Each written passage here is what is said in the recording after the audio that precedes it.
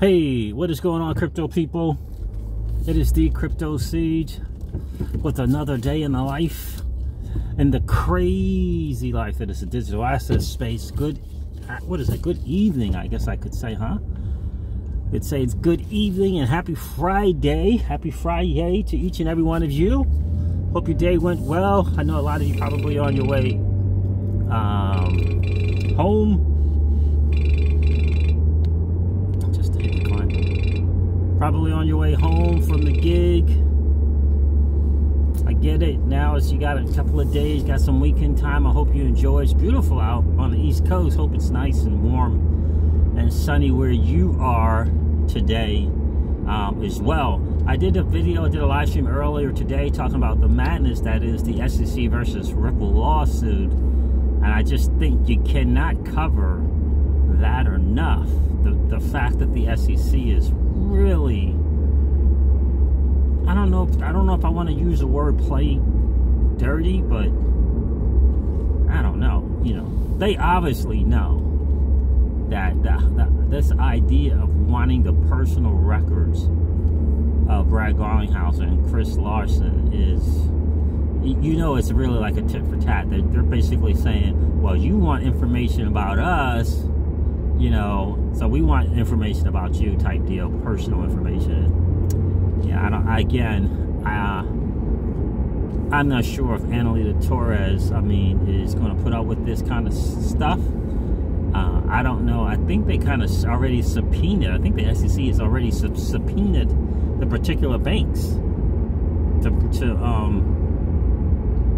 to forfeit up or give up this information. And so, of course, Brad and Chris, you know, they did their end and they got these motions to block it. And yeah, it's really becoming something that it should not have become. And again, I just feel like the Honorable Annalisa Torres, I just don't believe that she's going to kind of want to put up with these antics. And look, the Freedom of Information Act is something that you know, is, you know, obviously something that's been done before. But clearly on the personal records front, like the SEC is trying to pull, look, it's got to be generally it has to be some type of fraud allegations, right? No, there is no charges of fraud or, you know, trying to hide money or any of this kind of stuff like that. So why would the people from the SEC want the personal banking information? It's just a really, yeah, it's not cool. It really isn't cool at all. And I don't know, we'll see how it goes. I just think it's gonna all these discoveries and all the things that they're looking to do, the Ripple's looking to do, and the SEC is looking like they're trying to hide. It's just gonna get out. It's just gonna be a really, really ugly look for the SEC, and it's gonna be from non-XRP holders. It's gonna be from people in Congress. It's gonna be from other regulators. It's gonna, you know, the look on the SEC is just not going to be great for them. It really isn't. You could really tell. So who knows when Gensler is going to get this official nod, and if he will do like the former SEC commissioner says he has the option to do, which is to withdraw that lawsuit. That's an interesting question. Will he do that? Even though it's not likely that he will, he certainly can. And who knows?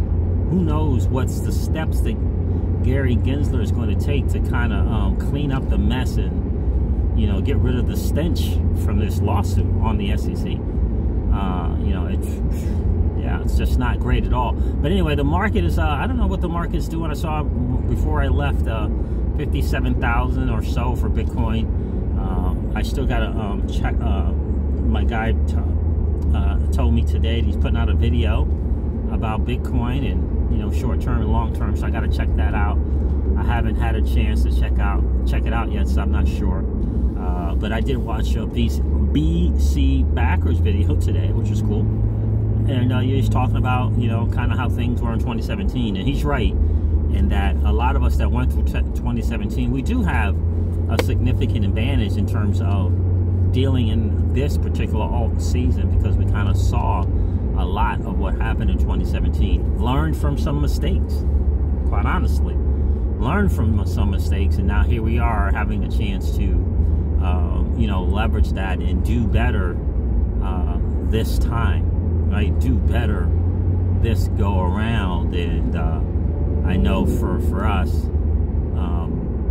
you know, taking some profit and realizing, you know, the price of a digital asset is the price of the digital asset, and the one that you hope it to be is just that. It's just hope that it's going to be that, right? So you got to learn to take some off the table, right? So for us, that $10 to $13 XRP, and you know, we'll get future word on that $22 XRP and make those moves. We're gonna make some moves and just kind of leverage that, and then move on to the Celsius platform, for sure. So shout out to all the people who hold Matic or Polygon, formerly known as Matic.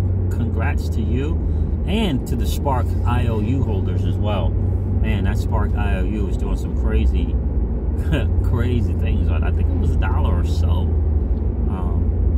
earlier today, so that's great to see. Again, the all season hasn't really started yet, guys. It really hasn't. It's just around the corner, but it really has not started yet. So yeah, we got some dry powder on the side. I got to figure out what I'm going to do. Is hoping to, I still have a little bit of hope for that XRP getting it below the 40 cents mark. We'll see. But I heard BC Backer say he bought some the other day, so he was you know, putting Bitcoin into XRP with between 41 and 46 cents, so somewhere around in that range. Because I know it did hit 40, I believe 42 cents or something. So, you know, we'll see.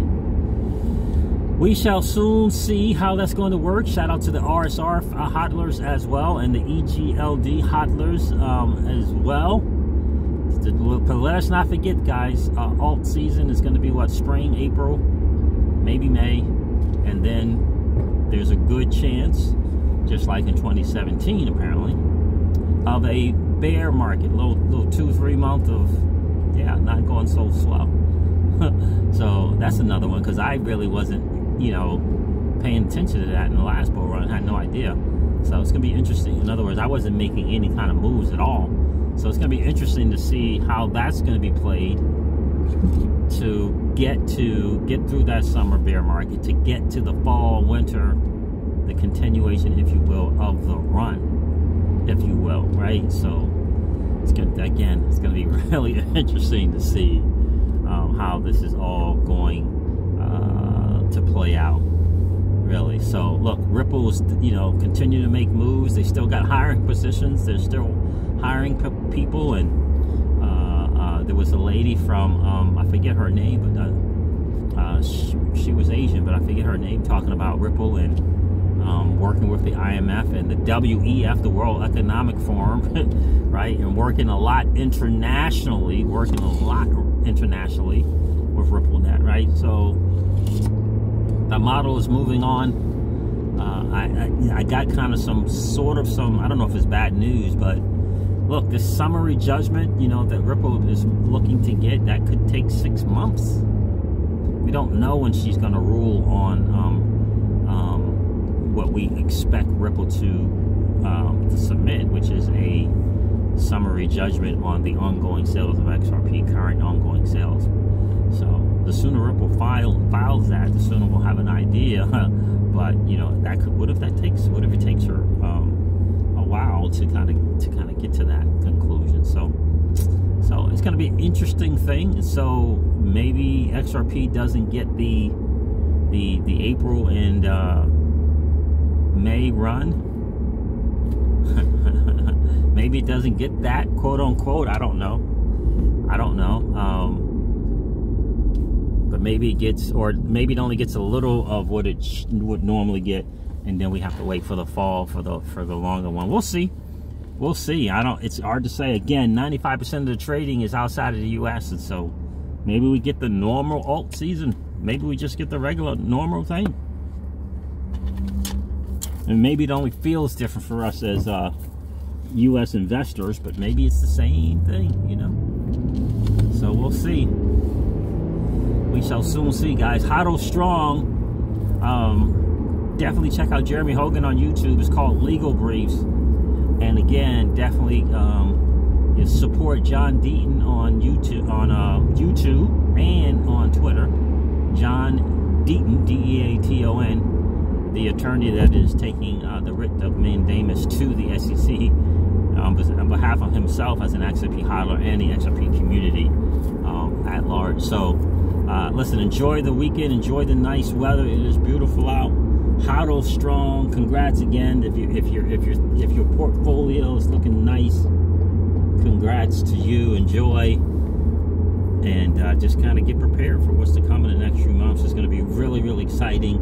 It's going to be very, very interesting to see these prices and these of your assets and the value in them, and to play and adjust accordingly. So Hodl strong. Never forget this, guys. Old money doesn't want you to win. They don't want us to win. They would rather that we remain a cog in their perpetual wheel of trading our time for dollars. They don't want us to play in the same playground that they play in, where we allow our money to work for us. This is our chance to win, guys. The digital asset space is our chance to win. We are in the midst of the greatest transfer of wealth in the history of man. Are you participating, or are you standing on the sidelines? Here's what I do know, that the battle for you has already been fought, and the victory is yours. Go get it. I'll talk to you soon, guys. See ya. Bye.